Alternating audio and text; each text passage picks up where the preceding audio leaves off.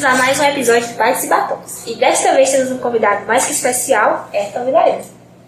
Muito obrigado pelo convite, é um prazer fazer parte do podcast, né? Eu estou aqui para a gente falar um pouco, né, sobre... Muita coisa. A começar, né, na verdade esse é um dos grandes objetivos do podcast, é a gente poder conhecer um pouco dos profissionais, especialmente seu histórico, para saber como eles chegaram onde chegaram. Então você poderia nos contar um pouco primeiro da parte acadêmica, qual foi a sua experiência? Bom, então assim, minha experiência da parte acadêmica, quando eu acabei o ensino médio, eu comecei um curso técnico de informática em design gráfico em Recife, numa faculdade que não existe mais, chamada Uniberatec. Aí eu passei 6 meses lá e na época eu acabei passando no vestibular da Universidade Federal Rural de Pernambuco, da Unidade Acadêmica de Serra Talhada, que no caso eu estava, digamos assim, abrindo naquela época, né, em 2006. E aí quando eu consegui passar, eu não voltei lá para o curso e iniciei minha graduação. E aí, minha graduação é bacharelado em Sistema de Informação. E depois da graduação eu fiz uma especialização em Engenharia de Sistemas. Depois eu fiz um mestrado também na UFRPE em Informática Aplicada. Tudo um atrás do outro? Na teoria sim, tudo encarreado, digamos, né?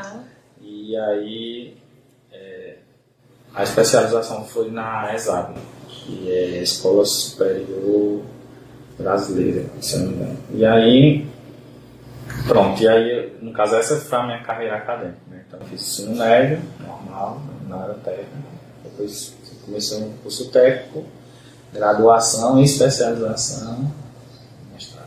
Excelente. Então, essas decisões de que curso fazer, que mestrado fazer, era uma coisa que você já tinha em mente desde o princípio ou foi meio que seguindo o fluxo? O conselho, na hora? Como...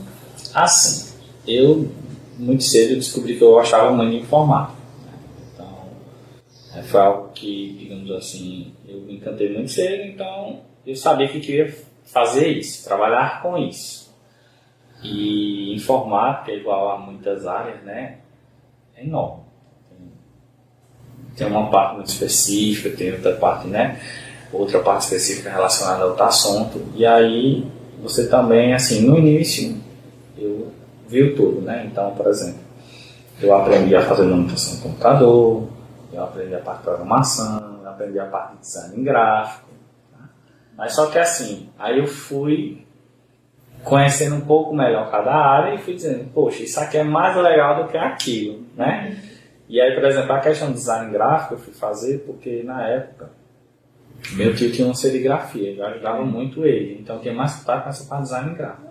Só que aí depois eu, digamos assim, me interessei muito por site. E aí site é programação, e aí eu fui para a parte de programação e deixei também a parte de manutenção de lado. E aí, na programação foi onde eu vi que realmente era aquilo que eu queria. E aí foi onde... muito cedo eu tomei a decisão, né? Queria fazer ciência da computação. Então sua preferida foi programação? Descobri cedo porque eu gostava muito de fazer site, programar site, achava muito interessante. E aí eu fui pesquisar e na época, né, tinha algumas pessoas de Floresta que já faziam curso nessa área de ciência da computação, era no tempo que estava dando boom nessa área também, no tempo que estavam criando curso digital e não sei o que. Então foi digamos assim, uma decisão que eu queria ir para essa área. E aí, na época, se falava muito em ciência da computação. E aí eu gostaria de fazer ciência da computação. Até que o meu projeto era ir para Recife, enquanto eu estava fazendo o curso de design gráfico, era estudar para o vestibular, para fazer o vestibular da UFPE e fazer ciência da computação lá. Só que aí, no meio do caminho, apareceu a UEL, né? E aí eu passei e fui fazer sistema, que é muito parecida, a nossa formação é muito parecida. Mudar algumas coisas, mas é muito parecida. E aí né, para responder, né, não sei se eu respondi, mas a decisão, sim, assim, meio que eu muito cedo já tomei essa decisão, que queria fazer essa área de informática, de programação. E aí foi onde eu decidi a faculdade. E o resto foi consequência, né? Mas, especialização, mestrado, tudo na mesma área, né? Mas assim, a especialização em mestrado foi mais por conta que eu virei docente, né? Então, eu tinha que, de uma certa forma, me qualificar nessa parte acadêmica para poder... Mesmo que já tivesse, né? Bastante conhecimento e experiência. É importante ter o papel também. Assim, eu acho que, na verdade, os dois mundos são importantes. É importante você ter a prática e você ser bom tecnicamente, mas é bom também você ter também o título. Porque o título, ele é algo importante, ele é currículo, né? Então, assim, quando você fala, eu sei disso, eu sou bom naquilo, se você chegar a mostrar uma certificação, um título, né? Já tem um peso. Já tem um peso, né? Então, é importante.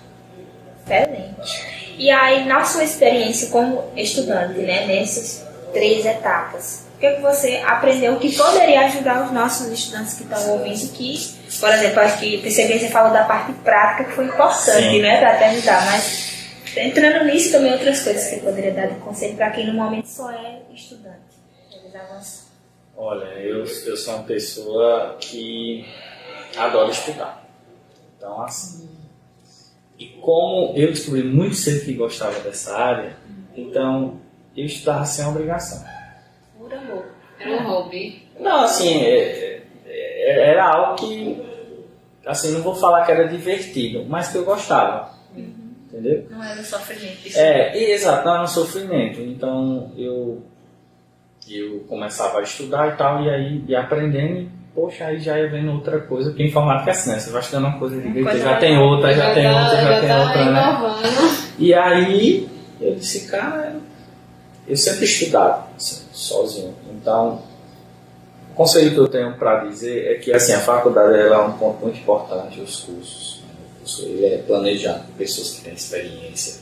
Ele por mais que tenha suas falhas, às vezes em alguns momentos, que é normal que tem falhas, mas o curso é pensado no perfil profissional. Só que é o seguinte, o curso, apesar da gente achar 2, 3 anos, 4 anos muito longos, alguns cursos tomam uns 5 anos, só que no curso você não vê tudo. E você nunca vai ver tudo. Não dá tempo, né? Então, qual é o conselho que eu digo? Sempre estude por fora.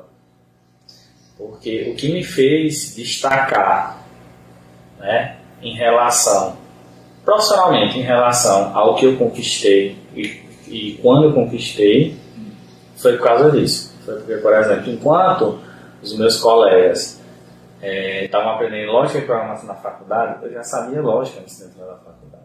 Eu já fazia site antes da faculdade. Então aprendi muita coisa na faculdade, aprendi muitas coisas, as bases, né, as bases da computação, que a gente, quem digamos, só estuda por fora, nunca vai aprender, mas isso é o que vai fazer você ter sucesso, né? Porque, por exemplo, se você está estudando tudo que os outros estão estudando, então você vai sair igual a todo mundo, né, cara? Trabalho, né? Sempre você precisa ter um diferencial. Então participar de um projeto, participar de evento, estudar por fora, tá saindo uma tecnologia nova. Vou experimentar. Como é que eu gosto? Gostei. Gostei, então vou continuar estudando ela. Não curti muito. Então, é isso muitas vezes que eu fiz, né? Então, na época, por exemplo, tinha muito ASP.NET e tinha PHP. E aí eu comecei a estudar PHP. Aí eu fiz um pouquinho de ASP, não gostei, eu disse, pronto, vou estudar PHP. Fiquei estudando PHP. E aí foi uma das coisas que me fez ter um diferencial. Então estudem por fora. Mas você é de programação. Tudo bem, eu estou falando de programação, mas por exemplo, mesmo que você não seja de programação, seja mais do perfil gestor, cara, vai estudar alguma coisa dessa área de gestão, de processo, da parte, sobre banco de dados, de estudo, de banco de dados. Não espere só a faculdade ela vai dar uma base. Mas isso é o que vai fazer você realmente, digamos assim, decolar em termos de aquele progresso. Ter progresso. Porque a gente vê muito no mercado de trabalho, né? As pessoas às vezes terminam e dizem, mas eu não arrumo um emprego. Mas igual a você, tem 1 milhão de pessoas que são igual a você, que sabem o que você sabe. Então é muito difícil. É a realidade, né? Não tem que ir pra onde correr. Mas excelentes conselhos. E aí o próximo passo, falando em estar desempregado ou não, né? Vamos discutir um pouco da parte profissional. Qual foi a sua primeira experiência profissional na área da TI? Assim, minha primeira experiência profissional, digamos assim, né, fazendo algo realmente, sem ser brincadeira e tal, foi cedo, porque eu estudei no colégio aqui na cidade, no colégio diocesano, eu estudei como bolsista. Na época eu prestava serviços para lá em troca da bolsa, né, digamos assim, eu dava um bolsista. E na época eu fiz site em ensino médio, né, eu fiz site, né, eu fazia tudo aquilo que eu falei antes, né, parte gráfica, parte de manutenção. Então, assim, digamos que a primeira parte profissional minha foi lá, entendeu? Legal. Ainda tem até hoje alguma coisa dessa? Rapaz, eu tenho, agora é difícil achar. Mas eu tenho. E aí, assim, profissionalmente foi isso, né? E aí depois, na faculdade também, eu tive algumas experiências, mas a primeira foi essa. Excelente. E aí, como foi a sua progressão, assim, na carreira? Como foram as etapas? Assim, hoje em dia, vou fazer essa explanação. Hoje em dia, aqui tem muita oportunidade. Na minha época não tinha muito. Por quê? Porque era algo novo, era algo que as pessoas não sabiam, às vezes as pessoas nem entendiam o que era, né? Então, você meio que, né, tinha que realmente fazer algo diferente e tentar buscar também. Tem aquele lado também meio que empreendedor, né? Você buscar fazer algo para, né, que aquilo ocorresse. E aí depois, por não ter muitas oportunidades, aí a gente sempre tem que se virar como meio que um freelancer, né? Então eu trabalhei muito como freelancer. Pra vocês terem noção, eu vim assinar minha carteira depois da faculdade já. Mesmo já? Antes de entrar do IFE, tipo, sei lá, 10 anos de freelancer para depois assinar a carteira. Porque realmente, assim, não tinha muitas oportunidades. Não tinha uma empresa informada para dizer assim, eu vou contratar você como programador, vou lhe contratar como não sei o que, sabe? Então tive muitas experiências como freelancer, né? Algumas empresas locais grandes já me contrataram, mas eu tinha muitos contatos com agências de outros estados. Que foi quando a internet, digamos assim, popularizou mais, então as pessoas têm a necessidade de criar site, né? Então, por exemplo, o pessoal chegava e falava, postava lá, tipo num site, dizia, preciso de uma pessoa que faça sites. Eu sou uma agência e tal, eu vendo o site e eu preciso construir o site. Beleza. E aí na época eu consegui vários contatos do Rio Grande do Sul, do Rio de Janeiro, e aí eu fazia trabalho freelance para esse pessoal, de casa. Entendeu? Então, assim, né, aí minha evolução foi assim, aí eu trabalhei muito tempo assim, né, e aí depois foi que eu me tornei professor substituto do IFE, né, desse IFE, aí depois eu passei no concurso de professor efetivo. Excelente. E aí, como está sendo a experiência, ensinar, né, não... Assim, quer dizer, aproveita para perguntar primeiro. Ainda atua também nesse lado freelancer, ou então pelo menos um projeto próprio mesmo que queira, ou realmente abraçar a docência e somente a docência? Assim, eu gosto muito de ficar ligado nas duas coisas, né? O que hoje eu faço mais é projeto pessoal, mas assim, porque também eu fico muito de olhar assim no mercado, porque apesar da gente estar na instituição ensinando, tem que haver uma conexão com o mercado, porque se eu estou preparando vocês para o mercado, tem que estar atualizado, né? Porque senão eu não posso, sei lá, ensinar vocês uma coisa que as empresas nem usam mais, por exemplo, né? Então eu sempre tento, né? É difícil porque a velocidade é enorme, mas eu sempre tento, ficar fazendo esse paralelo, né? E a questão de ensinar eu adoro, né? Porque eu acho que a educação ela muda tudo, né? Então eu me sinto muito satisfeito, né? Tá passando conhecimento, tá, digamos assim, ensinando os alunos, ajudando eles a transformar a vida dele, né? Eu acho que não só sou eu falar a instituição, né? Trabalho todo, né? equipe, né? Exato. E aí, pra mim é sempre uma felicidade. Eu sempre adoro estar dando uma aula, ensinando uma aula, vai ajudando, às vezes, aquela pessoa que tem muitas dificuldades, mas daqui a pouco ela já deslanchou, né? Fica muito feliz. Excelente, né? E falando assim, já da sua época profissional, mas assim como eu perguntei da acadêmica, não é? Para aqueles que estão tentando entrar já no mercado de trabalho agora, mesmo que seja estudante, mas, por exemplo, como você mencionou, a opção de ser influencer já agora. Para essas pessoas que estão começando a tentar atuar na área mesmo, quais são as dicas, recomendações, avisos que você dá? Olha, eu acho que o freelancer ele é uma boa porta de entrada no mercado. Tá. Freelancer, né, para quem não sabe, é aquela pessoa que presta um serviço, mas não tem vínculo empregatício. Né? Então, vamos supor, eu chego e digo, olha, eu quero que você desenvolva um site para mim, você vai desenvolver o site, a gente fecha o valor, você entrega o site, eu recebo o valor e... Okay. E no caso você não é meu empregado, eu nem sou seu patrão e etc. Bom, o que acontece? Ser freelancer é uma porta de entrada. Né? Lógico que envolve também algumas situações, né? Porque você não tem salário certo, você tem que ser um bom vendedor, você tem que se vender bem, inclui algumas habilidades, você tem que ter boa comunicação, bom convencimento, tem que ser organizado, né? Mas é uma possibilidade.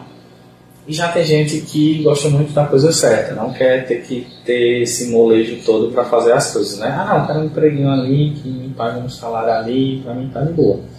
Eu acho que há várias oportunidades no mercado, né? Essa questão de ser freelancer, a questão de você tentar arrumar um estágio ou um emprego, né, de início, e aí, lógico, né? Vai começar ganhando pouco, geralmente, né? Não é regra, mas geralmente todo mundo começa ganhando pouco, ganha experiência, vai se especializando, né? Se especialize em algo, seja bom em algo, né? Porque isso é importante. Conheça, nunca pare de estudar, conheça, isso aqui funciona assim, isso aqui é assado, mas tenha o poder de escolha e dizer assim, dentre isso aqui, essas tecnologias, escolhi essa tecnologia porque eu me sinto melhor, eu gosto mais, pronto, especialize naquilo, fica bom naquilo.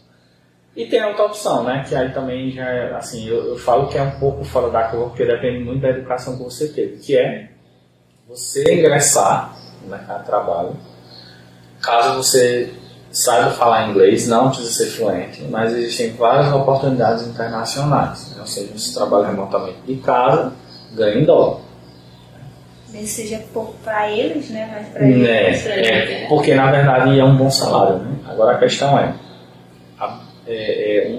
das principais barreiras é a comunicação. Repito, não precisa ser fluente, né? Você só precisa saber às vezes o básico, né? Se comunicar ali numa reunião e se fazer entender e entender o que o pessoal está falando. Mas é outra oportunidade, né? Então há todo tipo de oportunidade. Inclusive tem muito bootcamp, né? Que as empresas patrocinam, ou seja, as pessoas dizem, tem um bootcamp de um banco grande aí. E aí você se matricula, aprende algumas tecnologias que eles ensinam e os melhores que se destacam às vezes são contratados. Então, são essas possibilidades, mas resumindo estude, seja bom em algo e sempre estude, porque as oportunidades estão aí para quem realmente é bom. Não acho que ser meia boca vai ser bom não, que não vai ser. E falando no mercado atual, né, um outro convidado, a gente fez essa pergunta e eu vou tentar perguntar também. Visto que é um assunto que não tem como escapar atualmente, inteligência artificial. Sim. Né? Infelizmente está em todo lugar, está ficando até irritante para quem não gosta, tudo aí, né? Tudo aí. Os aplicativos estão adotando, fica saindo notícia o tempo todo, né? Mas, primeira pergunta sobre a IA. Qual é o lugar que ela tem na sua área de desenvolvimento? Olha, IA, na verdade, eu acredito que ela está em tudo, né? Tudo é aplicável, porque o que é IA? IA é você melhorar os seus processos, basicamente isso. Hoje existem vários auxílios na hora de você codificar. Você vai codificando, ele já vai preenchendo, ele já vai falando. Tem uma forma de você gerar código, você diz, olha, eu quero que você faça um negócio assim, ele gera todo o código. Eu acho que a IA, na verdade, ela veio para auxiliar como ferramenta. E aí a gente ganha produtividade na programação, né? Por exemplo, tarefas que você levaria horas, mas claro, né? A gente pede, tem que saber pedir, ele responde, mas simplesmente a gente não pode copiar e colar, a gente tem que revisar, a gente tem que ver. Também né? tem que entender o que ele está falando. E tem que entender o que ele está falando. Quem é iniciante? Esse é o ponto, porque assim, você iniciante, querendo dar uma de esperto, ou não iniciante, mas querendo dar uma de esperto sem saber do assunto, você só vai copiar e colar, vai funcionar, vai dizer, ó, que legal, ó, como eu fui esperto. Mas você não vai estar aprendendo nada, e na hora que você precisar de conhecimento, um abraço. E já você, com conhecimento, ó, tanto que você vai amplificar o uso da ferramenta, né? Então, por exemplo, já vi professor aqui gerar um sistema todinho, um pedindo e ele vai gerando, e ele vai gerando, e ele vai gerando. Agora, vê só, ele vai gerando os códigos e os arquivos. Mas o professor diz, eita, isso aqui tá errado. Por favor, corrija isso. Ele vai lá e corrige, mas ele vai ter que botar no lugar certo o arquivo, ele tem que saber o que ele está pedindo. Então, assim, isso é uma ferramenta fantástica, mas, né, se você souber usar da maneira correta, vai ser legal, senão vai ser péssimo. Aí na hora, né, é legal, mas aí as consequências mais tarde. Mas a gente perguntou, né, porque com certeza os estudantes da TI estão muito empolgados, né, de ver que está se tornando acessível, que está evoluindo para ter mais capacidade em um curto período de tempo. Não faz nem 5 anos, né, que essa coisa chegou ao público. Então, ainda é um momento meio experimental, tanto para alunos como para professores. Eu acho que, no geral, assim, muitas pessoas não sabem nem o que é que elas estão perdidas. O que é que se faz com isso? Aí manda ele fazer uma conta de 2 mais 2. Tipo, como eu me lembro muito quando a internet se popularizou. O pessoal também tipo, não sabia o que fazer com a internet. Que massa, velho. Tipo, sabe? As possibilidades. Mas assim, ficar fazendo besteira. Aí você vê a internet depois de algumas décadas hoje, né, uma rede global, comunicação, de negócios, etc, etc. Aí ela vai amadurecer bastante para ficar um negócio, né? Mas hoje em dia o pessoal só usa para a maioria, né? A grande maioria usa coisas às vezes inúteis, né? Mas é interessante. E a gente vai estar aí, né, observando e tentar se manter atualizado, né? Tentar se manter, né? Porque tá indo bem rápido as coisas com essas mudanças, né? Mas bem legal. Mas essa área realmente nunca foi devagar, não. Sempre é um desafio. E partindo para a última parte, por assim dizer, né, ao mesmo tempo não, visto que a gente já falou de IA, mas quais seriam algumas outras novidades, por assim dizer, da área da TI atualmente, que é importante as pessoas começarem a conhecer, né, quem está entrando na área, ou áreas que estão, ou algum aspecto da TI que esteja crescendo somente agora, está começando? Você poderia comentar? Olha, IA, com certeza, eu acho que é a mais emergente. Por quê? Porque, como eu falei, como não há um amadurecimento, há muito uma incerteza do que fazer, até onde vai o poder, o que é que eu posso fazer, o que é que eu posso agregar nisso. Então, eu acho que é uma área muito boa para se explorar, certo? A parte de redes, né, ela sempre está muito em alta. Quem é dessa área? Porque há sempre desafios da parte de comunicação, de padrões, de velocidade, né? E isso é algo que também está sempre em volta. E programação é infinito. Eu falo que é infinito, porque sempre está surgindo tecnologia, framework, soluções, plataformas, né? Agora tem até não sei se vocês já viram, que é um no-code ou low-code. Eu ouvi falar, mas não pesquisei para ver o que é. Programas de... você constrói o programa sem saber programar. Como? Ficando, arrastando, configurando. Há uma grande comunidade hoje, né, emergente de low-code. Então é uma área que o pessoal está investindo muito. Por quê? Porque muitas vezes para você desenvolver um software, você precisa de uma equipe, você tem um custo muito alto. E aí são algumas áreas, né? Eu posso falar da minha área, parte de da parte de programação é que hoje, digamos, está muito em alta integrar IA com sistemas, com plataformas. Eu tenho visto muitas vagas de emprego que estão, digamos assim, estão pedindo que as pessoas dominem essa parte. Porque, por exemplo, sei lá, tem um sistema, tem aqui o SWAP do Instituto Federal. Tem o SWAP. Há tarefas que são tarefas, digamos assim, rotineiras, que são várias vezes repetidas. Né? E aí o que acontece? Eu poderia fazer com que a IA fizesse esse trabalho. Por exemplo, fazer uma análise de um histórico escolar. Fazer, sei lá, algum tipo de análise em algum dado. Fazer ele inserir algum dado de um lugar para outro. Então, o que eu estou vendo é um movimento muito forte de uma espécie de automatização, mas não só uma automatização, mas com inteligência no meio, lá, entendeu? Porque automatização sempre existiu. Você botar para um bot lá, clicar, copiar e colar. Mas agora, com essa questão da inteligência ali aplicada. Estou vendo muito isso hoje na programação. O pessoal está procurando bastante.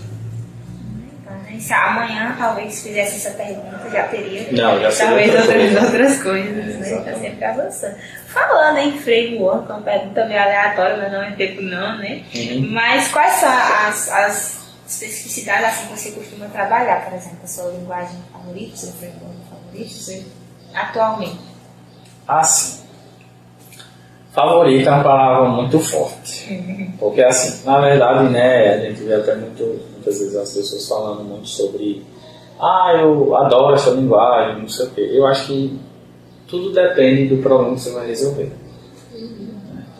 Então, por exemplo, eu trabalhei muito tempo, né, digamos, fiquei na escola de programação com PHP. Só que eu sei que existem alguns problemas que tem outras linguagens que são melhores. Mas geralmente eu trabalho com PHP, com a pilha do JavaScript, que no caso é Node, e React Native. Eu trabalhei com Angular também, mas foi só no mestrado. E geralmente é isso. E o básico, HTML, CSS. Eu gosto muito de usar aquele framework Tailwind, CSS. Ele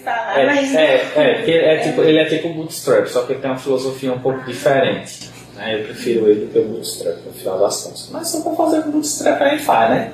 Porque tudo isso é ferramenta, né? Mas isso aí. Java, geralmente, é só para ensinar o pessoal, né? Eu já trabalhei com Spring um pouco, mas sinceramente não sou muito fã, não. Prefiro Node, ou Python também. Tá ali no computador. Cadê? Deixa eu pausar.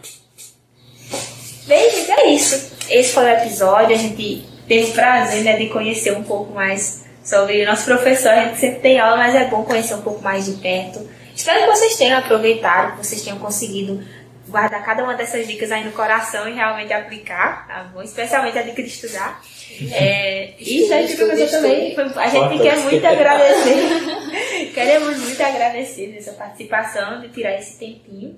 E fique ligado que esse podcast vai sair para você ouvir. Você vai ouvir. Sofrer o cringe, tá bom? De assistir. Eu que agradeço a vocês.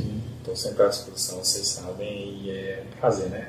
Sempre falar de tecnologia, falar de coisas positivas, né? E poder também contribuir para que o pessoal também, né? Cada um consiga conquistar o que quer, né?